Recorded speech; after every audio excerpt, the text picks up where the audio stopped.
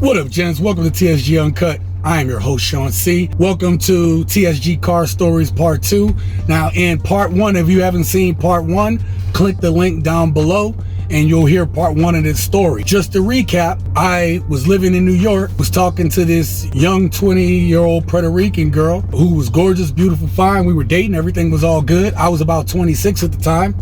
And because I had kids already, in her mind, she didn't want to holler at me because she felt that she wanted to be with someone that was going to experience this with her for the first time. Now, I told you guys I was going to tell y'all part 2 of this story and that there was going to be some irony with this story. Fast forward into the future, she wound up tracking me down through Yahoo or whatever, or I don't know how she found me, but she wound up tracking me down on the internet, and she was like, "Hey, how you doing?" I was like, "Good, what's up with you?" And she was like, "Oh, everything with me is great and blah blah blah, and I just wanted to see how you was doing." I was like, "No, I'm doing great, I'm living out in so and so now." And guess what she asked me? Y'all are not gonna believe what this girl asked me. Matter of fact, it's almost damn near insulting, okay? But I was at a different place, I had a lot of good experience living in upstate New York, So I've had some good times, okay? Your boy was living it up, right? She asked me, she said, "Hey, I got a fiance now." I said, "Well, congratulations to you.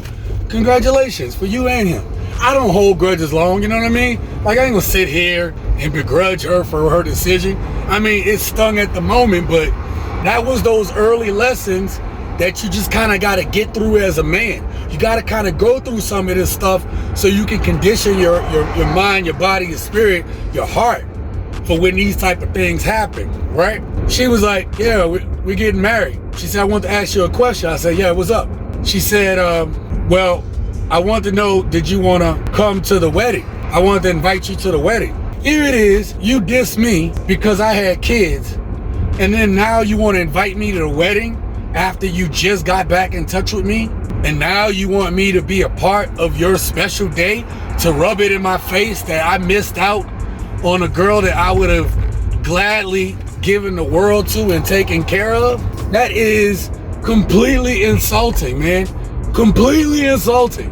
Women do that kind of stuff, right? And I don't even think they doing anything wrong. But how many of you guys listening have been through that type of situation where you've had a girl that she played you done moved on with your life, and then she done came back in your life with some BS like you just heard?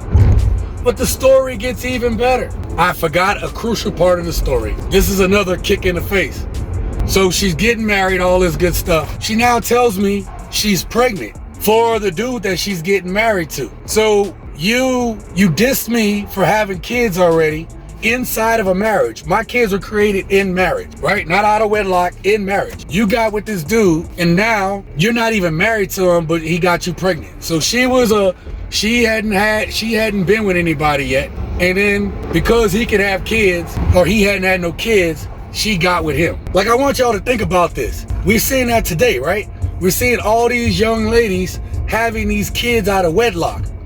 But let me tell you, my adult mind can tell you, my grown ass man mind can tell you that if she was really, really feeling me like I thought she was, man, those kids wouldn't even been an issue. I'm not saying she wasn't feeling me at the time, right? Because I believe she gave up her vajayjay to a dude who hadn't even married her yet, hadn't really made her his woman yet, like officially. So that stings, man. But anyway, I was still being cool about it. Back then, I was naive. Right now, I would have said, "Hell no, I'm not going to that event." That's what older me is saying. Younger me wasn't trying to be naive. I was just trying to be nice. You know what I mean? That's genuinely who I was. This me now would be like, don't simp for that shit. Back to the part of the story I was at. I hadn't heard from her about this wedding. I reached out to her. I said, "Yo, what's up with the wedding? Tell me why she didn't say the wedding is off." I said, "What happened?" She said her fiance didn't want to be with her anymore because she was pregnant. And I said, "Well, it's his kid, right?" She said, "Yeah, I hadn't been with nobody else before, but he's saying that is not my kid." And then he bounced. Pretty much